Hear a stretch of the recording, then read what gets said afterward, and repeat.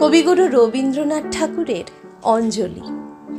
এই তীর্থ দেবতার ধরণীর মন্দির প্রাঙ্গণে, যে পূজার পুষ্পাঞ্জলি সাজাইনু সযত্ন চয়নে, সায়াহ্নে শেষ আয়োজন।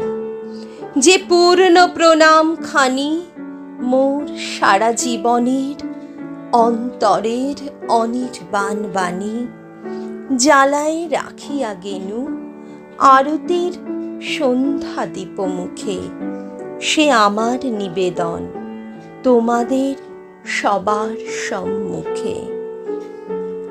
হে মোর অতিথি যত, তোমরা এসেছ এ জীবনে, কেহ প্রাতে কেহ রাতে, বসন্তে শ্রাবণ বরিশনে।